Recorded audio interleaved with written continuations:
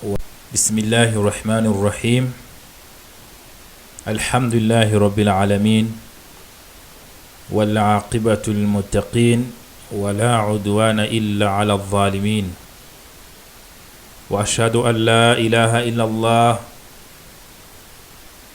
وحده لا شريك له الملك الحق المبين وأشهد أن محمدا عبده ورسوله صلى الله عليه وعلى آله وصحبه ومن تبعهم بإحسان إلى يوم الدين أما بعد banje izina ry'Imana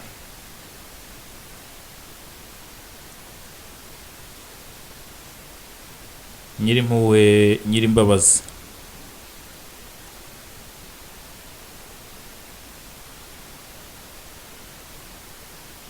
ikuzo nishimwe ni bya Allah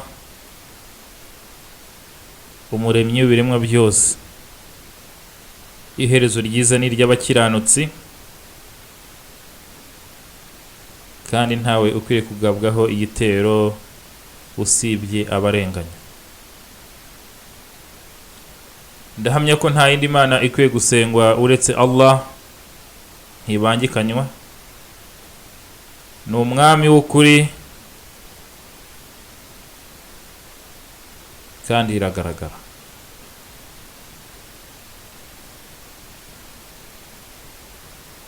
Ndanahamya ko Muhammadi ari umugaragu w'Imana akaba n'intumwa ye. Mana akomeza umuhundagazeho amahoro n'umugisha we nabo mu rugo rwe n'abasahaba be n'abazakurikira inzira ye kuzageza ku munsi w'ibarura.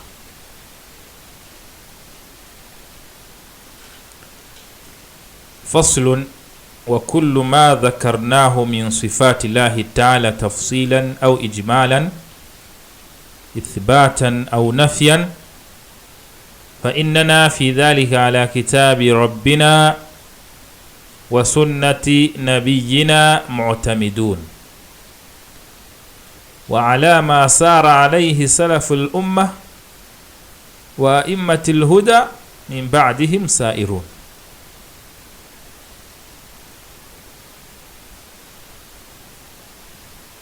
noneho ubu tugeze ku mutwe ugira uti ibyo twavuze byose wa kullu ma dhakarna, ibyo twavuze byose min sifati llahi ta'ala, mu bisingizo by'Imana isumba byose, tafsilan aw ijmalan, mu buryo bw'imvaho cyangwa se mu ncamake, ithbatan aw nafiyan, yaba ubwemeza cyangwa ubuhakana, fa innana fi dhalika ala kitabi rabbina wa sunnati nabiyyina mu'tamidun.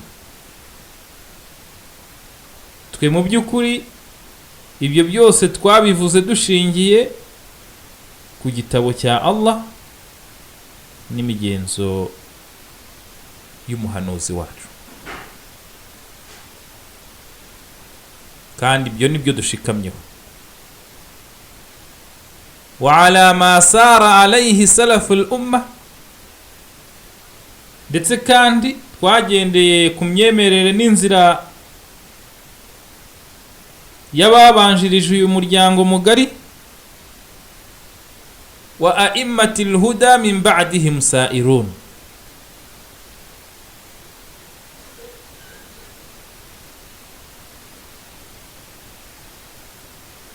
n'abayobozi b'inzira nyayo nyuma yabo,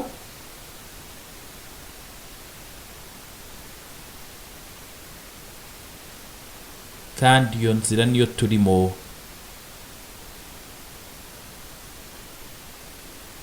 Iyo nzira niyo twahisemo gukomeza kugenderamo. ونرى وجوب إجراء النصوص الكتاب والسنة في ذلك على ظاهرها وحملها على حقيقتها اللائقة بالله عز وجل.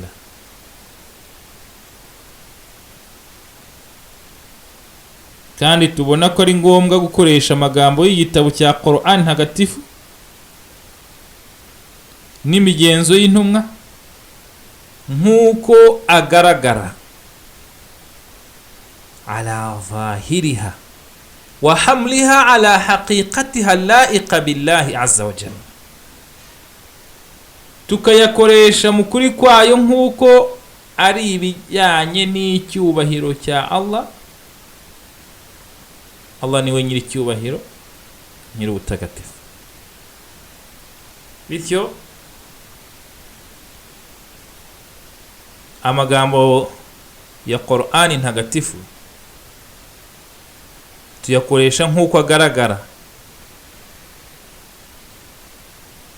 tukayakoresha bijyanye n'icyubahiro gikwiriye Allah usumba byose. ونتبرأ من طريق المحرفين لها, twitaruye kandi turi kure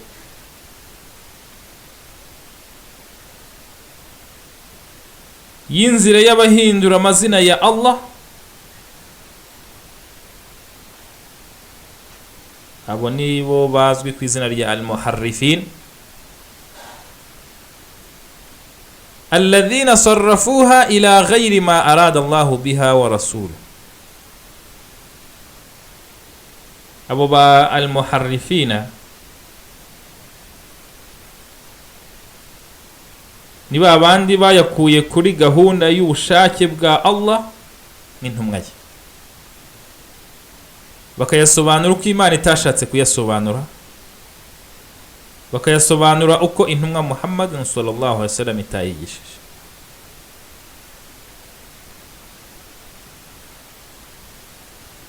ومن طريق المعطلين لها الذين عطلوها عن مدلولها, twitaruye kandi turi kure y'abahakana amazina ya Allah n'ibisingizo bye,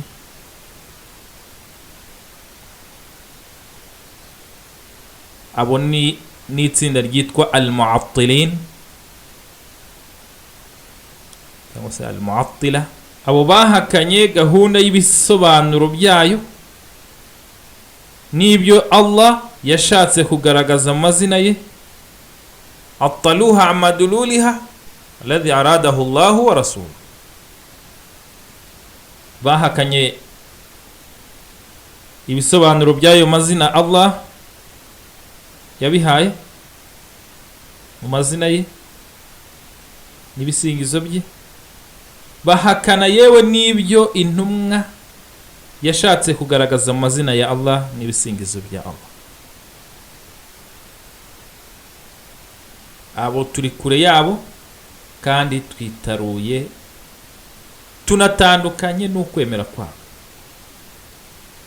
Turi kure y'abahakana amazina y'Imana n'ibisingizo byayo, bagahakana ibisobanuro Imana yayahaye ndetse n'ibyo intumwa y'Imana Muhammad sallallahu alaihi wasallam yigishije. fahaulai humul mu'attila, abo bari mu itsinda ryitwa al-mu'attila.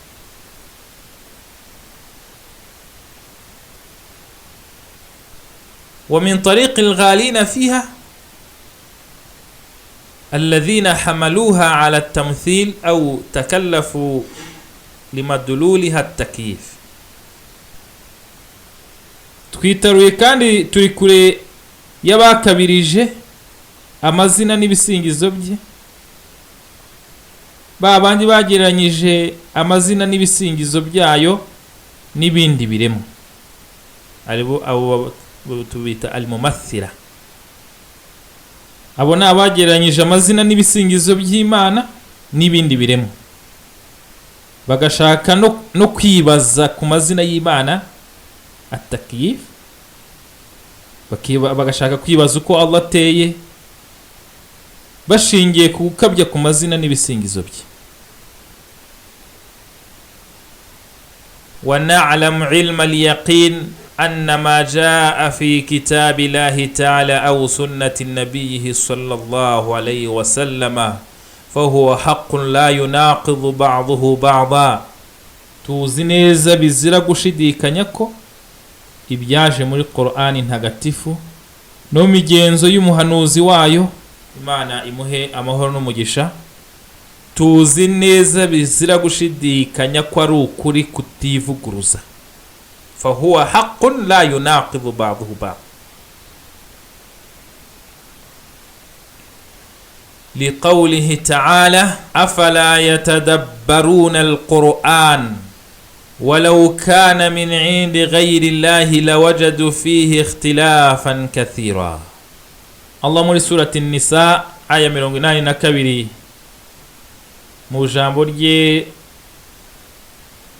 ritagatifu riravuga riti ese ntibatekereza kuri Qur'an yiza kuba yaraturutse ku wundi utari Allah, bari kuyisangamo ukwivuguruza kwinshi. wal anna tanaqudha fil akhbar yastalzimu at-takdhib ba'daha ba'dan wa hadha muhalu fi khabari Allah ta'ala wa rasulihi sallallahu alayhi wasallam. kuko iyo inkuru zivuguruzanya biba ngombwa ko zinyomozanya, ibi bikaba ari ibidashoboka ku nkuru ziva kuri Allah n'intumwa ye, Allah ayiha amahoro n'umugisha. wa man ida'anna fi kitabillahi ta'ala aw fi sunnati rasulihi sallallahu alayhi wa sallama aw baynahuma tanaqudan fadhalika lisu'i qasdihi wa zayghi qalbihi falyatub ila Allah ta'ala walyanza' an ghayyihi. wakwihandagaza akavuga ko fi kitabillahi ta'ala, mu gitabo cya Allah usumba byose, cyangwa se no mu migenzo y'intumwa ye, Imana iha amahoro n'umugisha, cyangwa se muri byombi harimo ukuvuguruzanya, fadhalika lisu'i qasdihi, wakihandagaza akavuga yuko harimo kuvuguruzanya, ibyo byaba ari umugambi we mubi. wa zayghi qalbihi, nuko mu mutima we harimo kubogamira ku buyobe. faliyatubi ila Allah ta'ala, mwene nk'uwo inama tumugira akwiriye kwicuza kuri nyagasani we usumba byose. waliyanza an ghayyihi, tukamugira inama tuti icuze kuri nyagasani wawe, icuze kuri nyagasani wawe kandi wishikuzemo ibogama ryawe ribogamiye ku buyobe mu mutima wawe. ومن توهم التناقض في كتاب الله تعالى أو في سنة رسوله صلى الله عليه وسلم أو بينهما فذلك إما لقلة علمه أو قصور فهمه أو تقصيره في تدبر. nanone turavuga tuti uzibeshya ko mu gitabo cya Allah harimo kuvuguruzanya cyangwa mu migenzo y'intumwa ye, Imana ihamaho n'umugisha, cyangwa muri byombi akibeshya ko harimo kuvuguruzanya, ibyo byaba biterwa n'ubumenyi bwe buke no gusobanukirwa kwe kudashyitse. imma liqillati ilmihi aw qusuri fahmihi aw taqsirihi fi tadabbur. ibyo byaba biterwa n'ubumenyi bwe buke, cyangwa se gusobanukirwa kwe kudashyitse, cyangwa se ubushake bwe buke, cyangwa se ubushake bwe buke bwo gutekereza kuri Qur'ani n'imigenzo y'intumwa sallallahu alaihi wasallam. mwene nk'uwo rero فليبحث عن العلم وليجتهد في تدبر حتى يتبين له الحق. mwene nk'uwo tumugira inama tuti ukwiriye gushakisha ubumenyi. فليبحث عن العلم, shakisha ubumenyi. وليجتهد في تدبر, agira ubushake kandi shyiraho umwete fi tadabbur, mu gushishoza kuri Qur'ani na Sunna, hatta yatabayyana lahu alhaq, kugira ngo abashe kubona ukuri. fa in lam yatabayyana lahu falyakilu al-amra ila alimihi, natakubona azabirekere umumenyi we. falyakilu al-amra ila alimihi waliyakuf an tawahhum, areke kugira ukwibeshya. waliyaqul kama yaqulu ar-rasikhuna fil ilm, kandi tukamugira inama yo gufata urugero akavuga nk'uko intiti mu bumenyi zivuga. faliyaqul kama yaqulu ar-rasikhuna fil ilm amanna bihi kullu min indi rabbina.